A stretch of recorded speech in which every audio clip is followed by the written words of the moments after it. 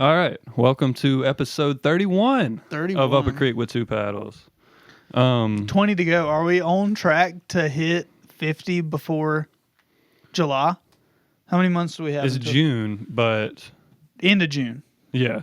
So we got February, March, April, May, June, 5 months. Dude, we're right on track to hit 50. Yeah, we are. Because exactly, we've missed two so weeks, far. yeah. Perfect. But we were talking about food right before we started. What I was going to say is I want to get another mixer, just another one of these, because it's like $100, and that's the only thing that is kind of annoying to take out of my setup and then carry, because I have extra cables. So literally, since we don't use mic stands when we're recording in the field, like these can just stay here permanently. I have extra cables, so the cables can stay here permanently. So if I got a new mixer, the only thing I'd be moving around and rearranging are the mics, which take 2 seconds to unplug. And that's, for like... Right, because you have different cables. Yeah. So, and like right now, everything that we travel with is kind of staying in the backpack. I've tried to like streamline. It's just there, ready to go. And like I got the drums out of here to make some more room in here, just because I haven't been playing the drums that much. Oh, do you want to go camping next weekend? Sure. Where? Me and Jackson are going. We're going up to North Georgia.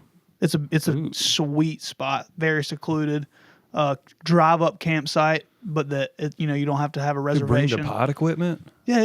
Hell yeah. Yeah, let's do that.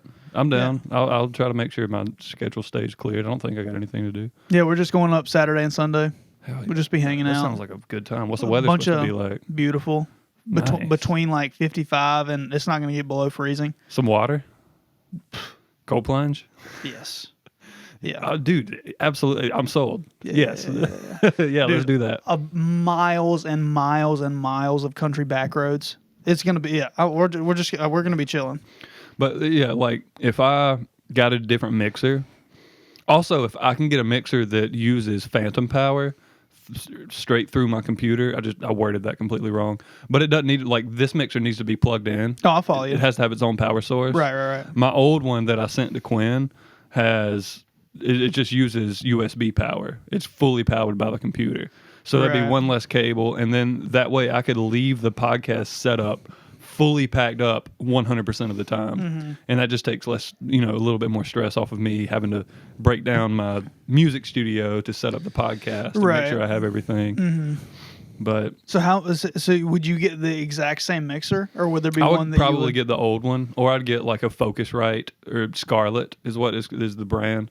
It's like, this one's nice because it has 12 inputs, but for our podcast, all I need is two inputs. Yeah. And then if we ever want to have more guests, I can just bring this mixer. Right. Yeah, and it'd be like $80. So you can't splice inputs like you can outputs. What do you mean? Like oh, no. Like, right.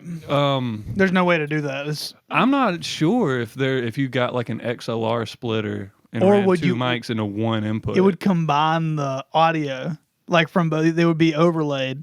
I wonder if they would. No, it wouldn't sound any different than us right now. Right, exactly. Because our audio is overlaid right now. Exactly. Yeah. I don't know if that would work. I don't know if you can split an input. Like, these microphones don't technically need phantom power, so I would think one preamp would be enough to power two mics. I have no clue. I don't know if that would work. I have no clue. I really don't know. I don't know if that's a thing. Is there like music centered versus, I guess, now like podcast specific mixers, or even not even podcasts, like, maybe you do like a radio show because they have the same basic equipment. I wonder if they have like, if they make soundboards like that, mixers like that. There are definitely some that are more geared towards like talk show versus music production.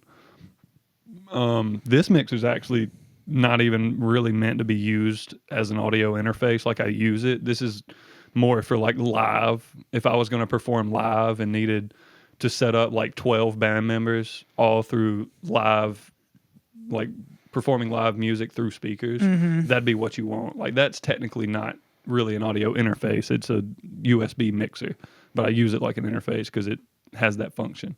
But it's not like what It's not the best quality by any means.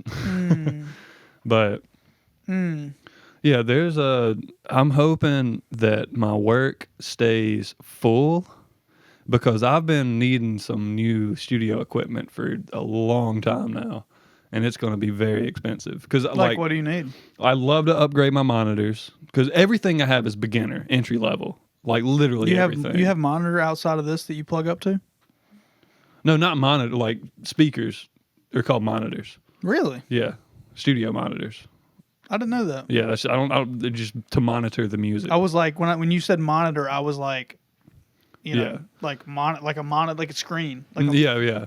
Well, I mean, that would be like secondary computer monitor, but yeah, for like studio speakers, they're called studio monitors. I didn't know that. It is weird. Like they don't just Because call you're them just speakers. monitoring the sound. Yeah.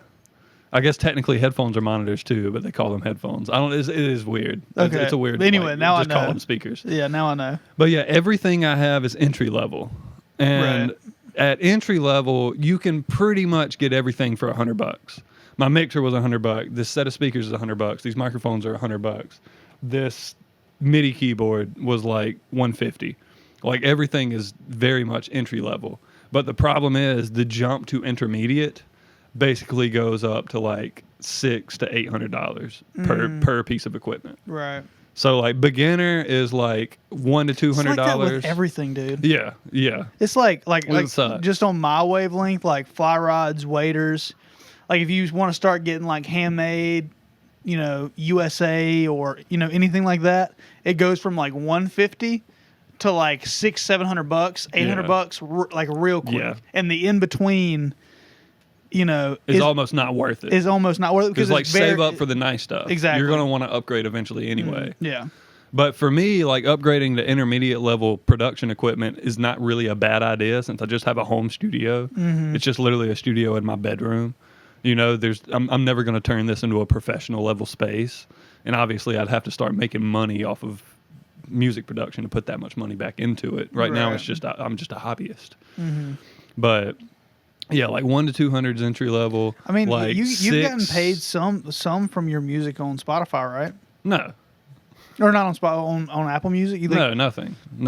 I haven't even qualified to earn a penny. That is so wild, dude. No, That is dude, wild. like I thought you would music at least get has like a total like $1 checks. No, you know what I mean? Like no, and also there's a threshold. If you don't make enough, it's not worth them to send it to you. Right. Like and then like with YouTube specifically, you have to hit a certain subscriber count and a certain number of total views. Isn't it like 400 subscribers? Didn't you tell me it was like? I believe it's 1,000 subscribers.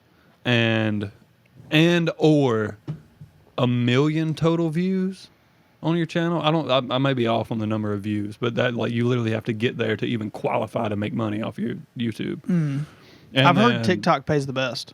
Streams are even like music streams are even less lucrative than say views on like if you got 1 million streams on a song versus 1 million views on a YouTube video, I'm not sure which one would pay more. Right. It's kind of the same principle that like the podcaster / comedian uses to the live performance studio artist. You know what I mean? Like they put out this music on these platforms for basically free, right? Like they don't make much money out of it. Maybe if you're at the top tier, like I'm thinking like Lil Wayne or like Snoop Dogg Miley complains Cyrus, a lot about whatever. this. Snoop Dogg, exactly. They get some money from streams. Snoop Dogg's extremely vocal about wanting to overturn this whole system. But it's kind of like a give and take, right? Like they put out this music for free, which goes on these platforms that have a huge ability to disperse this media. But then what those people potentially get back is someone who wants to come pay you a visit. Oh, for sure. For a live performance, right? That's definitely a huge benefit. Yeah. But also, like, it's kind of similar to, like, say, a small business. If you're the owner of a small business and you have a collection of employees, you need to understand that those employees are what keeps your business afloat. And therefore you want to treat your employees well. Same reason you don't beat your hoe. I'm sorry. That was a joke, everybody. I'm sorry. But yeah, you want to treat your employees well and provide the best workplace environment for them. Right. Because a happy employee is happy customers is a successful business. basically Spotify like is a business and the artists are employees. Right. Because the artists are who drive traffic to Spotify. If there were no people posting music on Spotify, Spotify would go bankrupt. Right. Period. Sure. So Spotify then needs to incentivize the artists financially to keep posting on their platform. Because otherwise Spotify goes under. Mm-hmm. So it's this give and take. But the big thing Snoop Dogg complains about is less directly the money from streams and more of the pay cut.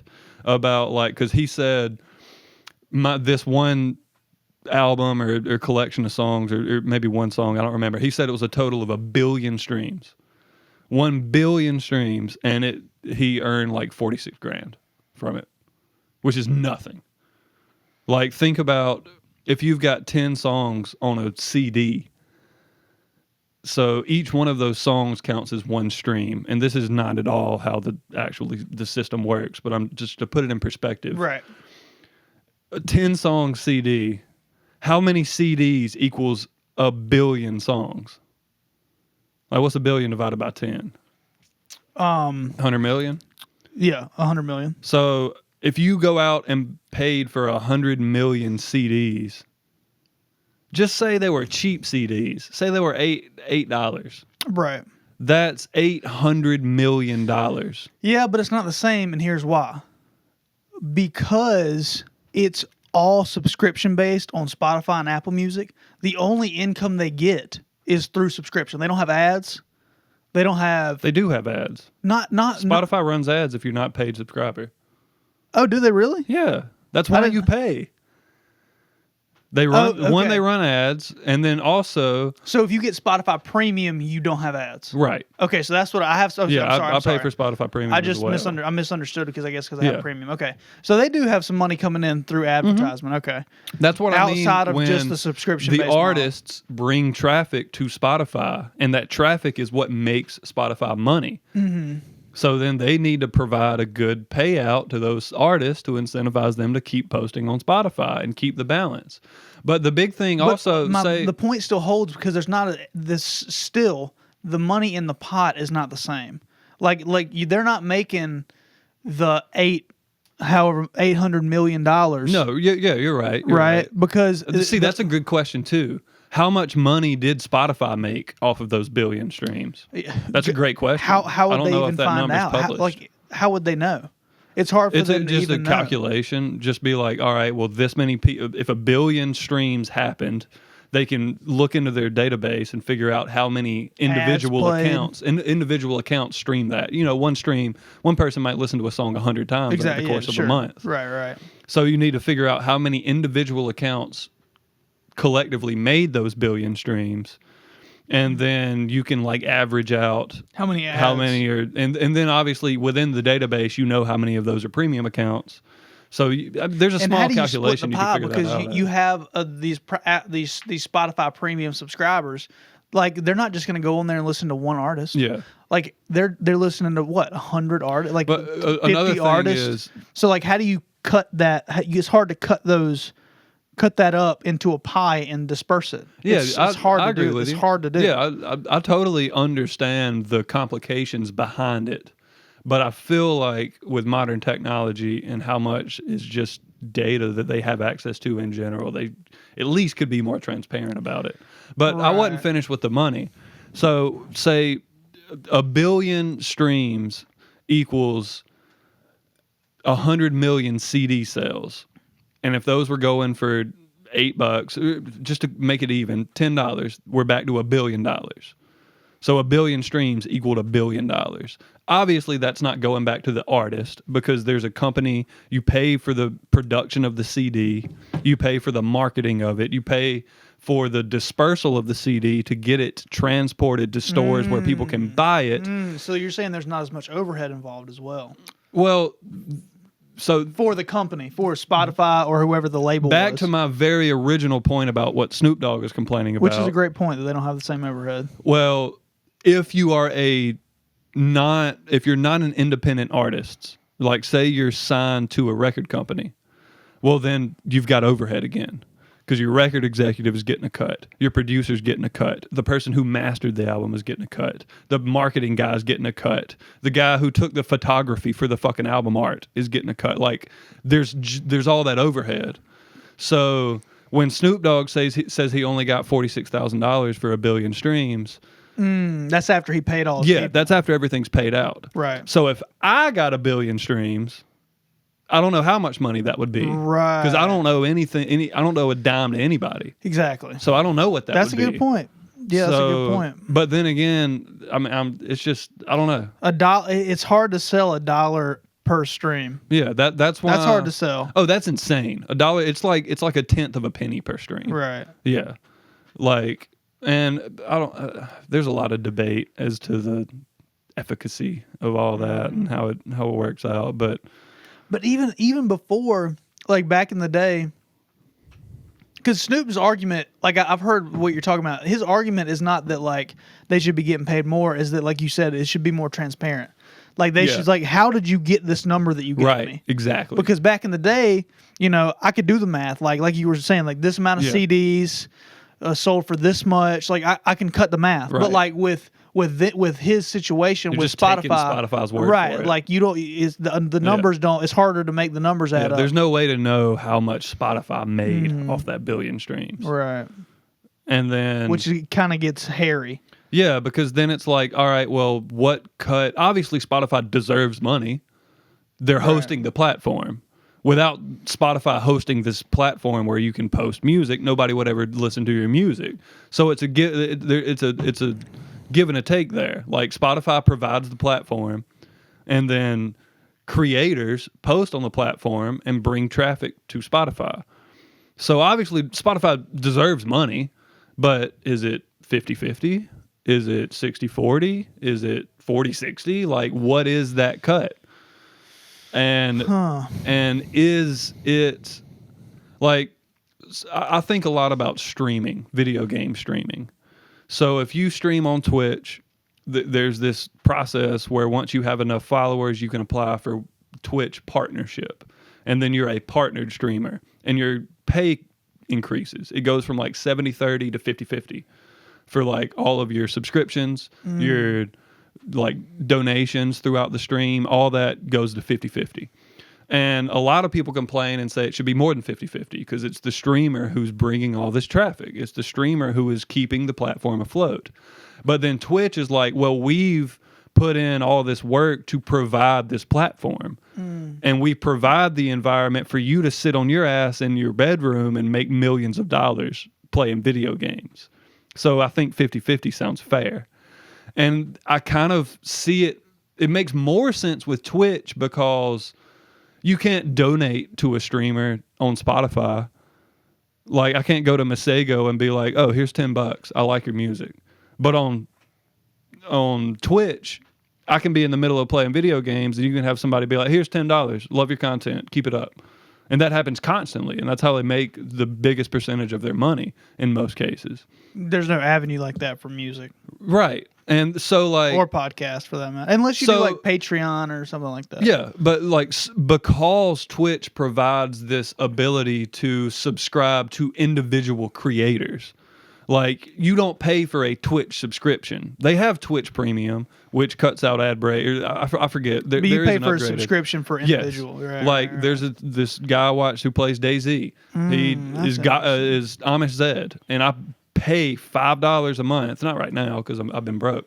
But, like, when I have the money, I pay $5 a month because you provide me with hours of entertainment. And I'm like, yeah, I'll pay $5. Right. Well, the thing about it like this. But hold on, let me finish. The point is...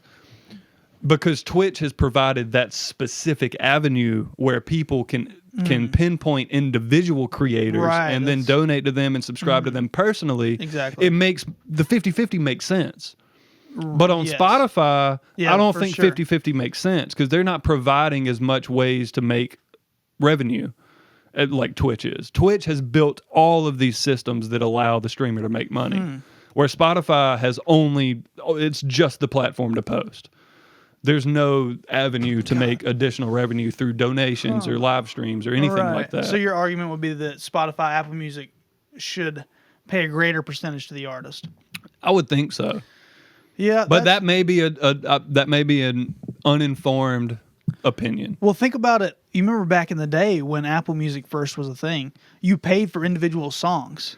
Yeah, Right? iTunes, like the original iTunes, right? If you wanted a song, it was 99 cents. Or, And now whatever. instead of pay, so then that seems to be much more transparent and straightforward. That makes more sense to me. Because then it's like, okay, I paid $10 for this album on iTunes. I know that a cut goes to the creator, and I know that a cut goes to Apple.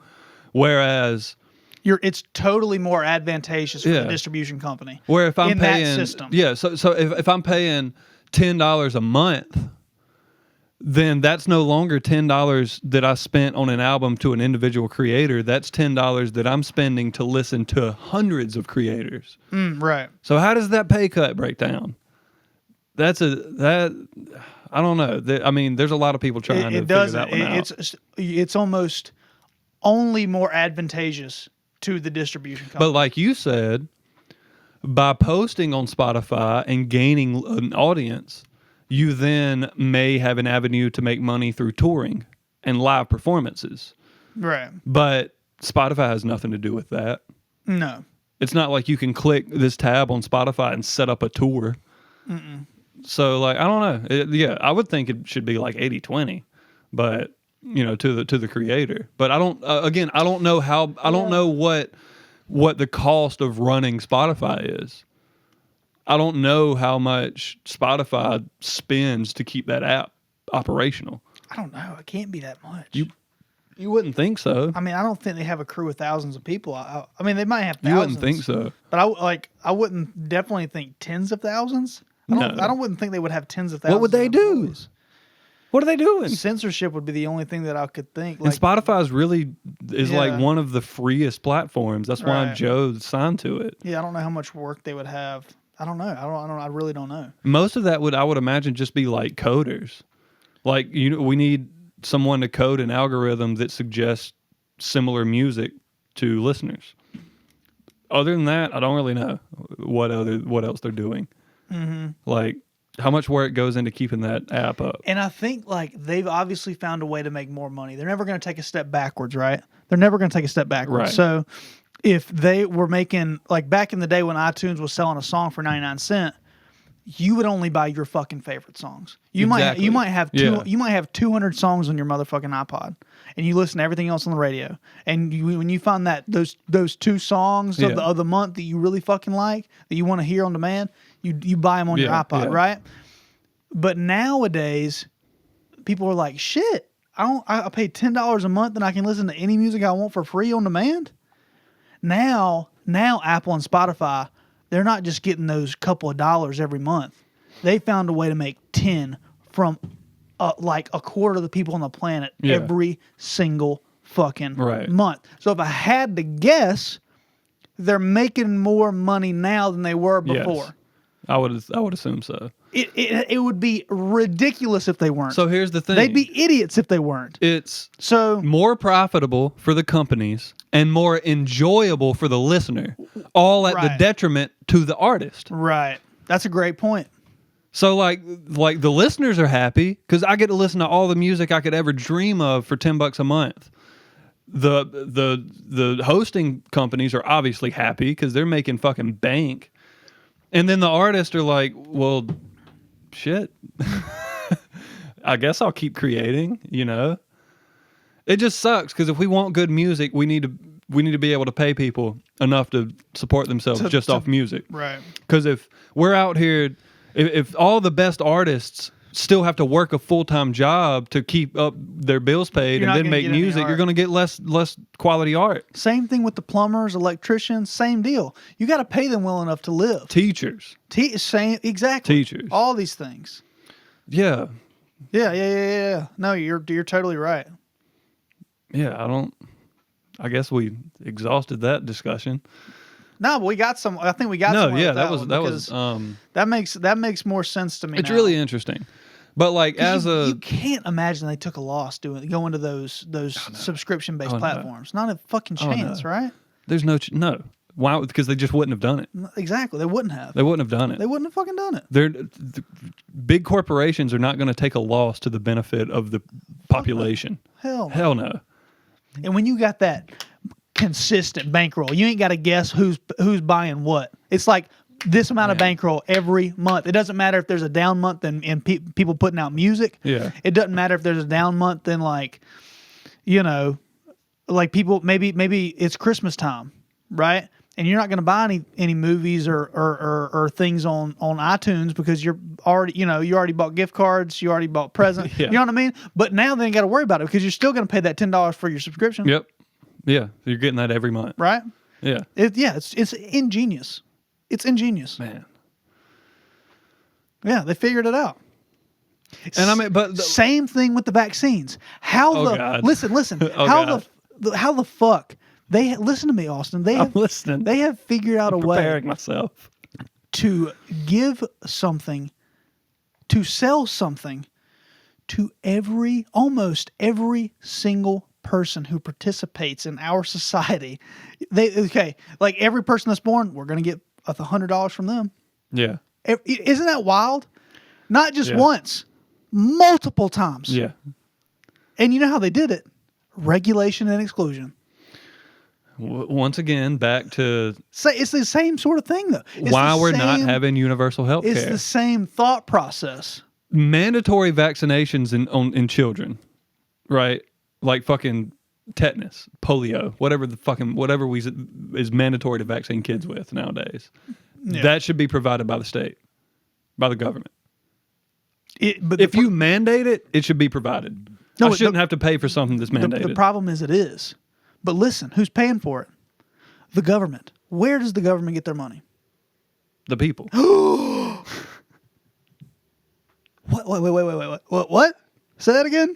But Where does the government get all their money? But if they use my tax money to provide all of healthcare for free, Right. I'm okay with that. Yeah. Don't just pick and choose. No, we just want to do the easy stuff. The vaccines that don't work. I'm sorry. That was a joke, okay? Please don't fucking tear me up. A lot of making them, a joke, okay? I don't have polio. I've never met anybody that did. So I don't have I don't got lockjaw I don't know right how now. I would have gotten it in the first place. And I've definitely cut myself on some rusty metal before. Yeah, no, don't get me wrong. The vaccines. Yeah, there's one we're pinpointing here. Vaccines work, right? The problem is their move on. safety. Yeah, we've talked move about on. this, but yeah, no. The issue, I think, the real issue is not. I want to be clear, just because we're talking about this. I don't think the vaccines don't work. I want the people who make the vaccines to be subjected to regular safety inspections of their products that they push on every single person in America. That shouldn't be too much to ask, right? Preach. It shouldn't be too much to ask. No, yeah, you're Just you're fucking test entirely them. Right. Just test them. Yeah. For God's sake. And in any other circumstances, they would have. Yeah. The problem was they're making too much money. Yeah. Under the guise of urgency. Yeah. We know they're safe. Why we got to test them? Well, if we don't get them out, how many people are going to die? None. But no, let's move on from Yeah, this. yeah. The false premise of urgency It's is this- really what got us. Oh, yeah. With the COVID, for sure. Yeah, because if we didn't sense that it was such an urgent It's thing, urgent, right? People are dying. people are dying. All right, then we don't have time to test. People you know are dying. Well, now more people are dying. Right. Oh, yeah. Yeah. So yeah, let's not talk about that because that's going But to we get got completely on that taken because off of YouTube. It's the same thought process, right? It's the same thought process. Yeah, of it's similar. It's very similar. how do we get money from every single person on a very consistent basis? Yeah, this is And extremely. that's one of the best ones. It sounds extremely conspiratorial, but it's also just giant companies making the best of a shitty situation. It's not a conspiracy. It's like I'm saying it sounds. I said it sounds very conspiratorial. Right. It kind of does, but it's just Because it's also like, well, I'm a giant company. I'm a giant pharmaceutical company, and I saw an opportunity to make $1 billion+ dollars, and I took that opportunity. That's all it is. So it's not conspiratorial, but it Right. sounds conspiratorial, but it's not. It's I've just also a heard big company making money this is really interesting. I've heard at this the expense of the argument, populace. just talking about big companies like like Walmart, right? For instance, they Yeah. employ so many fucking people, right? In the country. millions of people. I don't know the exact number, but millions of people. Yeah, of course. All right. How many people? So worldwide, 2.1 million. In the U.S., approximately 1.6 million. That's wild. So basically 70%, 75% of their work, over 75% of the workforce is in the U.S. But anyway, so they pay very low wages, right? Yeah. Relatively speaking, they Yeah. pay minimum wage, right? So what happens is those people that work there oftentimes are subsidized by the government with things like, free health care or food stamps or housing assistance, right? Yeah. All that stuff comes out of the government budget. Right. Again, where does that money come from? Taxpayers. Yeah. So what are we doing?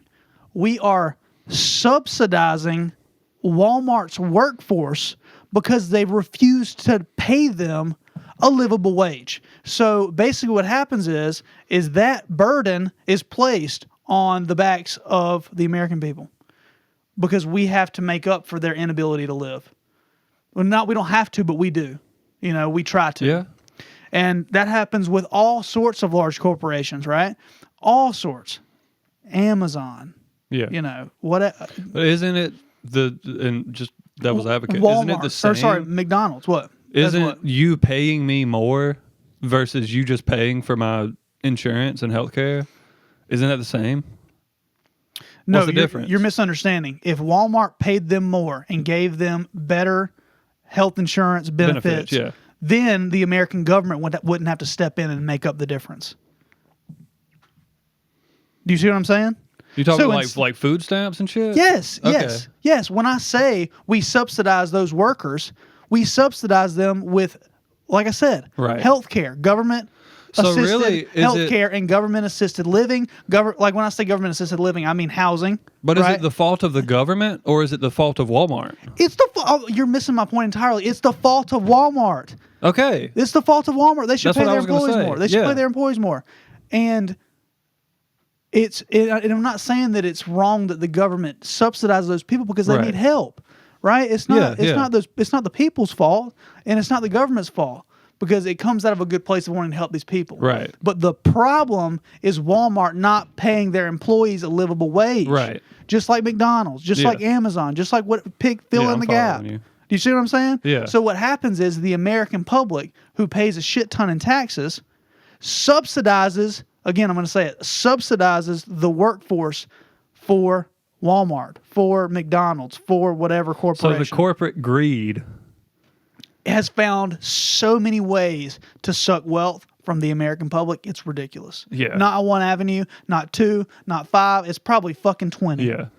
And that's just one of the sneaky ways they do it, by having this minimum wage that doesn't really fully cover life expenses. So Then we as the people have to make up that gap. So if the Walton family just took I don't know, a couple $100 million cut in their profit a year, Right. They're still billionaires. It's not one family though, because I know.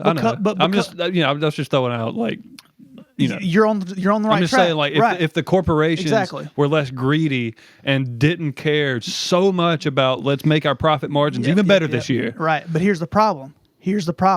Since it's not just the corporation anymore, because we have these publicly traded companies, now it's everyone who's invested in an index fund, which is every person with a fucking Yeah. retirement plan. Yeah. Every single fucking person. They have to distribute their wealth and their growth, their profit margin to their shareholders. Right. So now it's not just the corporation that they have to worry about.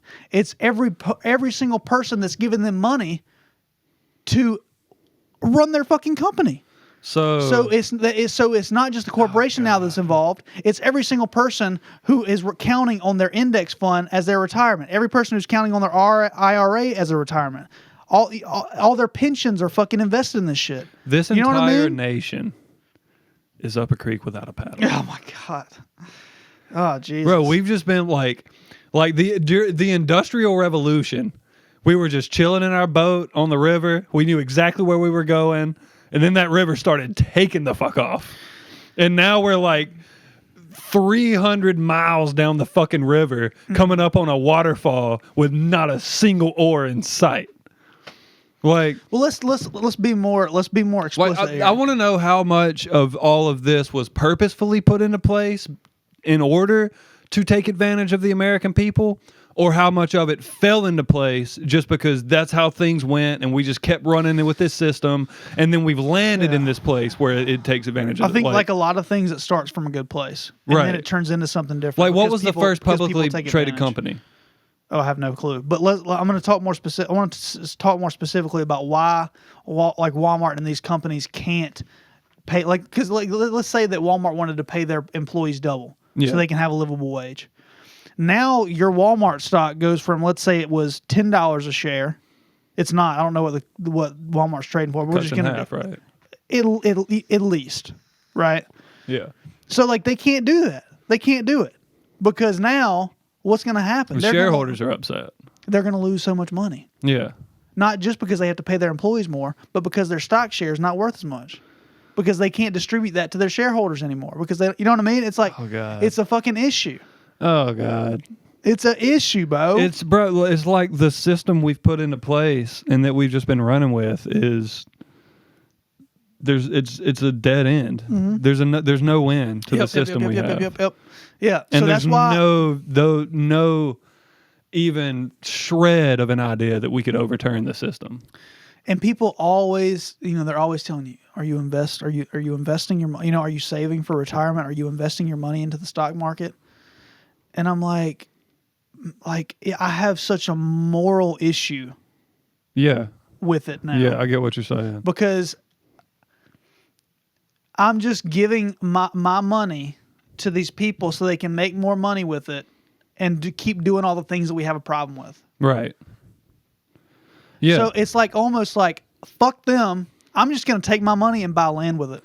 So what would happen? Hope to God that one day it's worth more than what I bought it for. What happens if everybody it doesn't what happens if everybody just sells their shares? But then, somebody has to buy the shares. Exactly. Yeah, and no, I mean, because there's just going to be another owner of them. So there's not there's no way out. No. There's no way out. No. And by the way, those stocks have no actual value. Yeah, none at all. They have none. No actual. They do no actual work in the physical world. Yeah. Right. I mean, that's all of our money. They don't generate value. Exactly. But listen, I've been thinking about this lately. How ridiculous is it that it was even a thought that we needed to have currency backed by gold? Because humans have the ability to generate infinite value. Yeah. Isn't that amazing? Yeah. A human can generate unbelievable value. Yeah. Way more than, there's like a finite amount of gold on the planet, right? Yeah. But think about all a human can do. They can grow food, that brings value. They can help someone do a job, that brings value. Ideas, creativity. Ideas. They can build houses for people. You know what I mean? They can do all these things that generate value. So why the fuck would we ever have to have a currency that is backed by a finite amount of metal? What the fuck? That's ridiculous. The metal is inherently invaluable as well. Right. You can't do anything with Gold's a weird one. You can't do anything with it. The only thing is rarity. That's the only reason that it's 100,000 years ago, we're like, ooh, shiny. That's valuable. And it was rare. The rarity was the value. It's so insane. But nowadays, our dollar is not just based. It's based on the cost of everything: the cost of land, the cost of houses, the cost of food, the cost of gas. It's representative of all these goods. Rarity doesn't mean value. Back then, it did. Falsely. Still, it does. Still a value. There's plenty of things that are rare that aren't worth a shit. To put to the specific person, to a person. Something that's rare is only valuable if it's useful. But we're very utilitarian people. You know what I mean? Well, yeah, but that's what I'm saying. We're not women the shopping for value jewelry, right? is false. The value is an illusion. I mean, everybody kind of understands that. I feel like, but like money, it makes sense to go to a completely cashless system because at the end of the day, even physical cash is just a representation of our values. That's all it is. It's just the idea of a set amount of value. The actual piece of paper that says $5 doesn't mean anything. Right. It's not worth $5. No. But it's only worth $5 because everybody in this representative. nation It's a agrees that yeah, it exactly. represents what $5 is. So if we went completely cashless, how much money is the government saving on printing money? I don't know. It's the same money.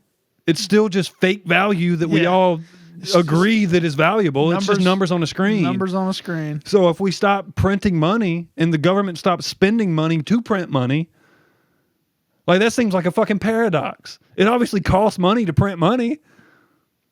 Yeah, it does. For sure it does. But what? It's got to cost like 2 cents to print a $5 bill. If that. Right. Probably fractions of a penny to print one bill. Oh, almost nothing, I'm sure. So it's just like, what are we doing? Yeah. But here's the thing. We can generate numbers on a screen all day long, right? We can't. Let's say the government was like dropping $1,000 in everybody's account, or like let's say it's even more. Like let's say 50,000. Yeah. Right. We wouldn't have the goods necessary for you to spend the money. You know what I mean? Like there would be nothing that you could. You know what I mean? Like maybe we would. Yeah, it'd have to do you be an see what I'm amount. saying? It'd have to be an amount that made sense.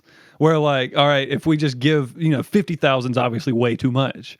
But if it's 5,000, it's like, all right, well, my rent's paid. Like if I'm not going to go out and blow. If the government gave me 5,000 right now, I'm not going to go out and blow it on all new studio equipment. I'm going to be like, all right, car payment's good for a few months, rent's good for a few months, and then all my income from my actual job goes back into products and merchandise and stimulates the economy.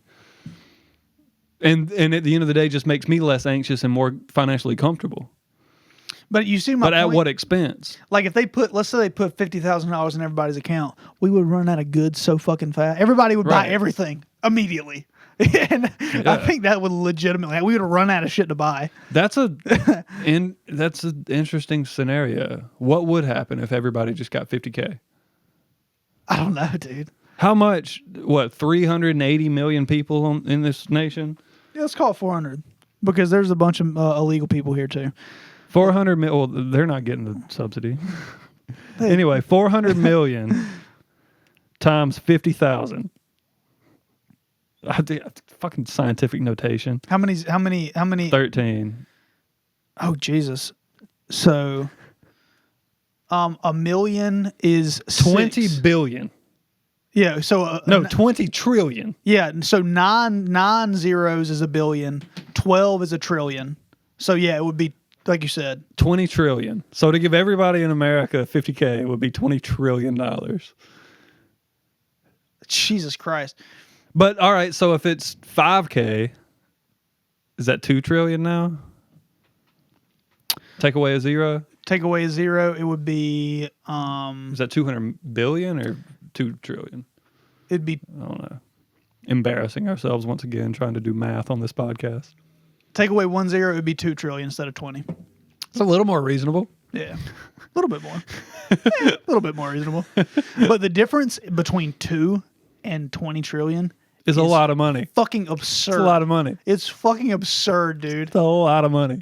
Like, I don't think we understand that the difference between It's 2 and 20 trillion. Literally unfathomable.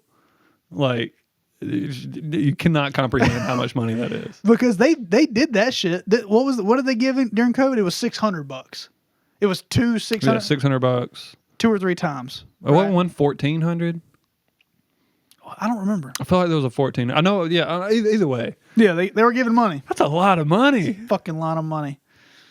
But like, think about it. How much money have we sent? We've sent like over like 200 billion in the last Biden's term to Ukraine Yeah.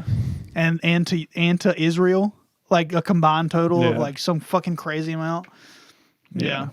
I remember we did the math on that one day. If we split up that 100 billion and gave it to everybody, it would be like $200. I would appreciate $200. It'd be But like no, $200. it shouldn't go as cash into our bank accounts. It should go to infrastructure. Yeah. It should go to fixing our roads. And that goes to more jobs. More jobs equals more money in people's pockets. More money equals more spending. More spending equals better economy. You give people the ability to start creating more value. Yes. Once you give, There you go. If someone's poor as fuck, how are they going to have any ability to generate value? But if someone Yeah. has a bankroll, they have an exponential amount more opportunity to generate even more value. Dude, So one of the best ways to liberate all these people, all the people whether they're in the United States or India or wherever the fuck, is figure out how to get them some money. Yeah. You know, Yeah. Man, like, it's just the existence. give them something to work with. Existence is such a weird little thing. It's amazing what people can do once they get past the need to just basically survive. Yeah. Once you get your basic survival, Like, this kind of taken care tags of, on to like, the last bit of our discussion last week about, like, what is man-made. It's like, is the fucking stock market natural? You know, like, right. or do any other animals or organisms in general create artificial value like we do? Create a representative of what is value? I mean, not for us, right? I don't know. But for I've been them. thinking really, like, just like philosophically about, like, what does it mean to exist? Some do. Like for the honey's a good example. It's not just valuable to the bees, it's valuable to the bear. It's valuable to the people. So they're creating value by generating that honey from the wildflowers, right? Well, yeah, but a deer is valuable to a bear or a mountain lion. Like, True. so But they're not I don't creating value outside themselves. I know, though. but I wouldn't necessarily say, because that's not intentional. You know, It's very intentional. but not I'm saying it's not intentional as a means to have a representation of value. It's Wait. bees just make honey to fucking feed their young. Yeah. So So what are we do? We're doing the same shit. Everything I do is to get some money to feed Jackson. I mean, pretty much myself. I know, but we're doing it through money. You're not going out and working to kill an animal to feed Jackson. Right. It's a representation. You're going out and you're spending your time and your energy to make a representation of value, to then go apply that representation of value at Walmart to buy food instead of just working to go get food. So it's the whole, like, this representative value is what Right. I'm saying. Yeah, There's so the money is a middleman between your work and energy and time and food and shelter. Right. Money's a middleman in there. You don't work directly for food and shelter. You work for money to then pay somebody else for food and shelter. So is there any other organism that has that system? There's no way, right? God, I don't know. I don't think so. I don't know. There might be certain, like, tribes of great apes that, like, apply value to, like, certain rocks. Like, I guarantee that's how we evolved. You know, we were a fucking ape and we saw gold. We're like, it's shiny, and then, like, all the apes in that tribe agreed, like, oh, that's valuable. That I enjoy looking at that. So now that has value. Or even like feeding grounds. Like there's a reason that people are fighting over, right? Like the Holy Land, Yeah. right? It's right on the mountains. It's right on the banks of the Jordan River. It's right on the banks of the Mediterranean Sea. No wonder everybody's fucking fighting for it. You fucking stingy assholes. Like, let's be real here. You know? Like you guys are fighting over a very specific, very valuable piece of land. Man, did you listen to the latest Your Mom's House with Jesse Lee Peterson? Have you seen the clips where it's this old black man who was born on a plantation in the 40s, in 49, grew up, was raised on this plantation in the 50s, loved it, says that he wishes that system was still in place. Jesus Christ. Like, so let's be clear, he was on a good one.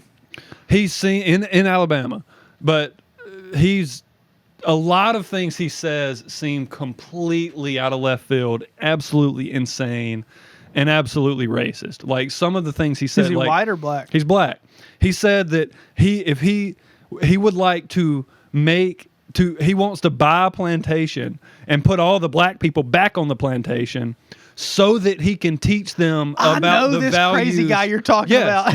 But he's saying he wants to do this so that he can teach them the values of work ethic and family. Like he's like, when Right. we were on the plantation, He's got very I conservative knew my values. daddy. He was like, my dad worked and provided for my mom, who provided for me. He was like, there were family values. This is the guy I that was was taught like, how to work. This is the guy that went viral for like, I want to be very clear here. You act like a woman. Have you Yes, seen that yes, video? yes. What's his name again?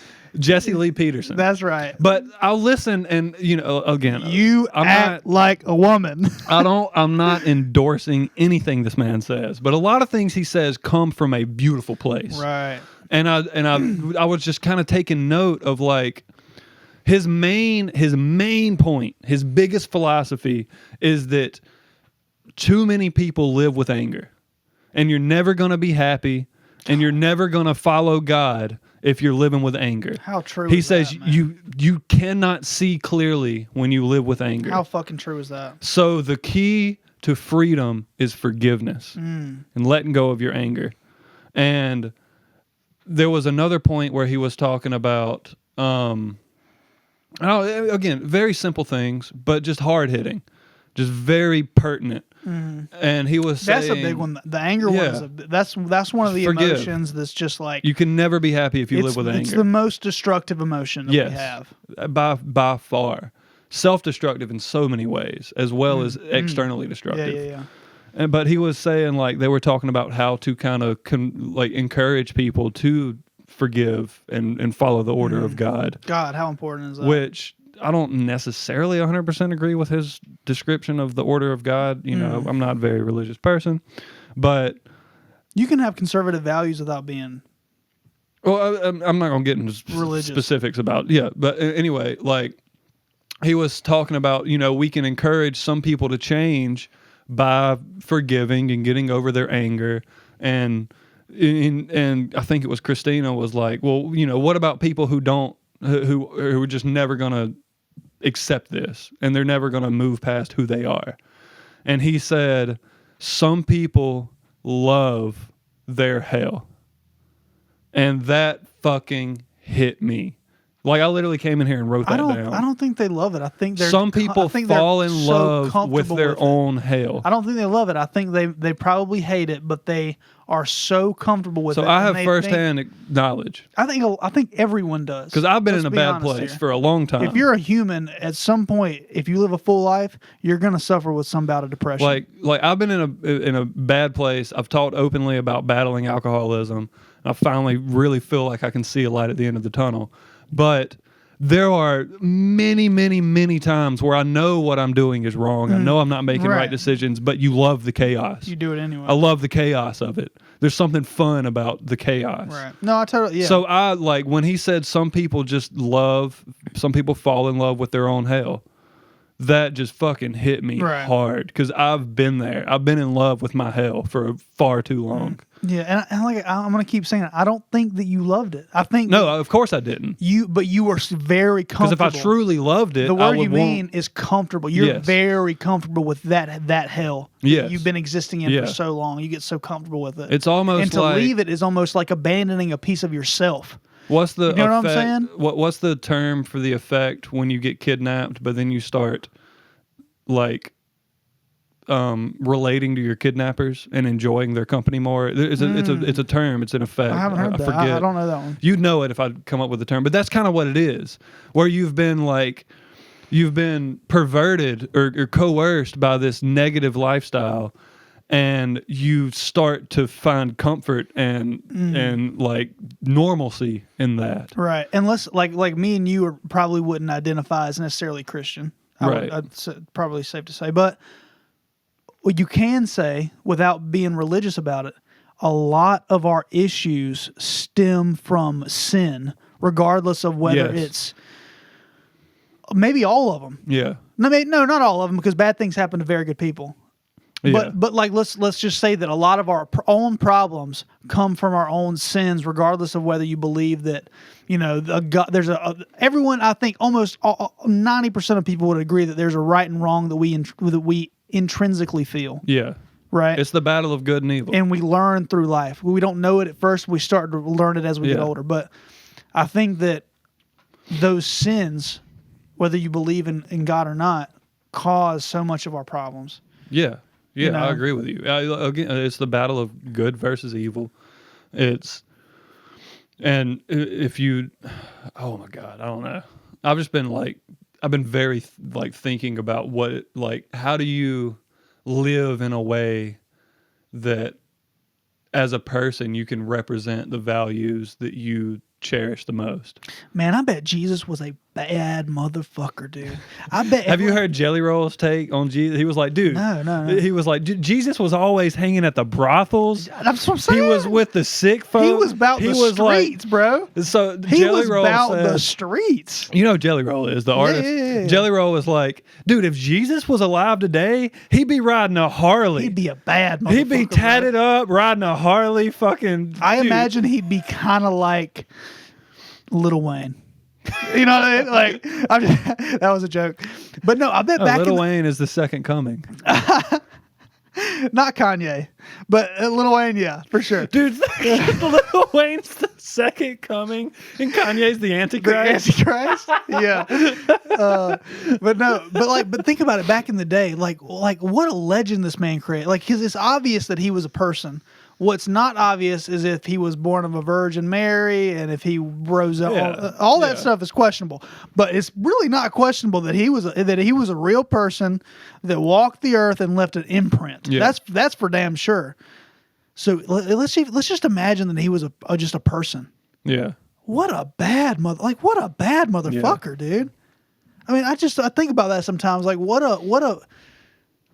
Like, just to think about him as an individual who was trying to spread this idea of forgiveness and letting go of resentment and letting go of anger and loving your fellow man, and just living among people who were so salt of the earth.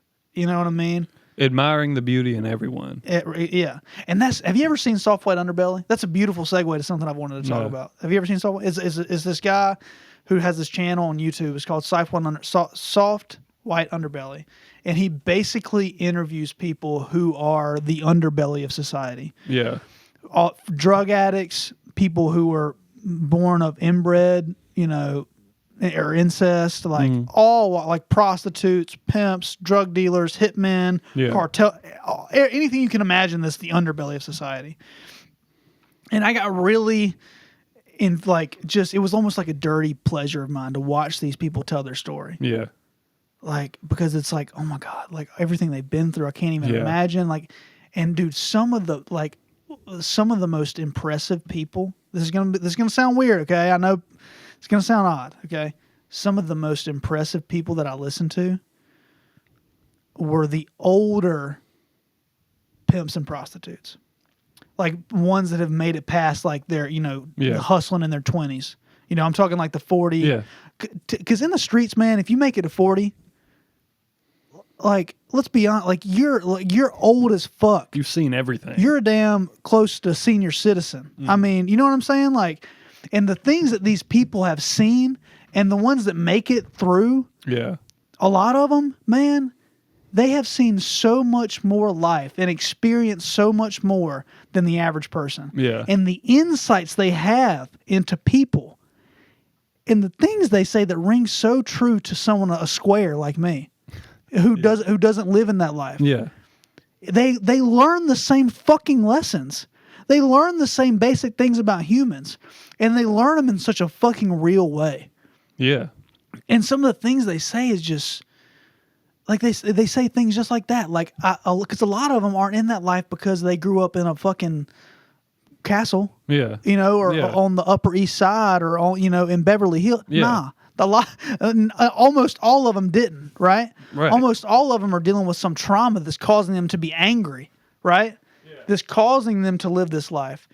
And so much of them have, man, the people that find a way to make it and to uplift people when they're in that, those are some of the most powerful fucking people. Yeah. The ones that can really, you hear this statement all the time in modern rap music is come out of the mud, Yeah. right? Like rise out of the mud. Yeah. The people who are fucking able to do that are damn near superheroes. Oh, for sure. Dude, Damn the willpower. near God, and the intelligence. Yeah. And the willpower it takes to do that. I mean, Got it out the mud. And that's what I'm saying. It's crazy that you're listening to these pimps from the 80s and these prostitutes from the 80s, and you're listening to them like, God, Jesus, like they Dude, a big know so example, much shit. Joey Diaz. You wouldn't think you would look at these. Exactly, that's a great example. Like, Great example. You wouldn't think you would look at these people like role models, but you're like, I can learn some things from these Like people. you look at Joey Diaz's history, and you listen to him hear or tell the story of him growing up, like his teenage years, and you're like, how the fuck did this guy get on a plane, go to L.A. and land a movie? Right. How did this guy break out of that lifestyle and literally like you go from like armed robbery to being an extra in an Adam Sandler movie? Like how? Like just the story he was of still like snorting coke in those days. oh yeah, he was still in it. He was like he just got like basically out of that lifestyle recently, very recently. Yeah. But yeah, like it's very uplifting, and it also makes me feel like such a bitch sometimes about the complaints I have about my own life. It's like, dude, you got nothing That's to complain exactly about. what those videos, when I watch them, I'm like, gee, I have not a damn thing to, like, I can't Puts it in bitch. perspective. You can't bitch. You cannot bitch. Yeah. Don't do it. Man, I've been listening to... So, did you watch the video about the Golden Globes, Jim Gaffigan?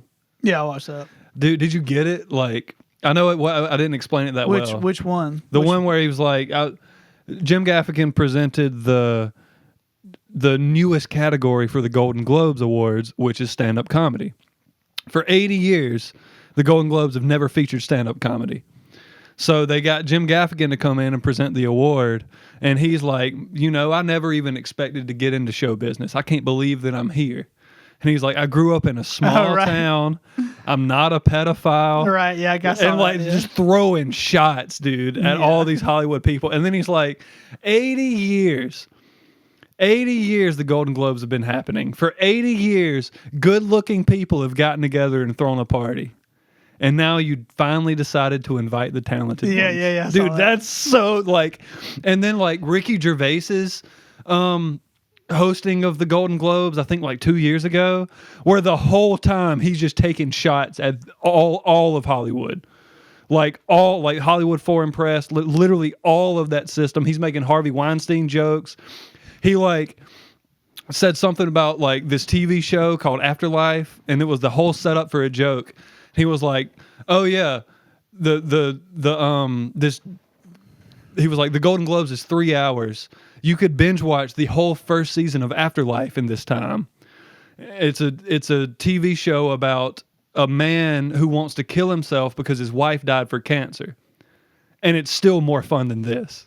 Talking about the Golden Globes. And then he's like, by the way, season 2's coming out, so spoiler alert, he didn't kill himself. Kind of like, or like obviously just like Jeffrey Epstein.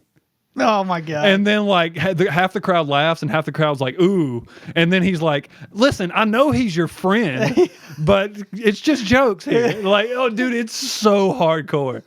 Like, that's so golden. He talks about like, he made a joke about like working, but looking the other way when bad things happen. And he was like, yeah, kind of like working for Harvey Weinstein.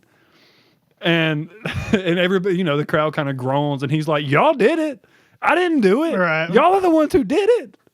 Y'all are the ones who knew what was going on and turn the other eye, turn the other cheek, whatever the expression is. Like, oh my God. It's common knowledge now. It's so wild. And what is great is that there is finally a public like attack on this system.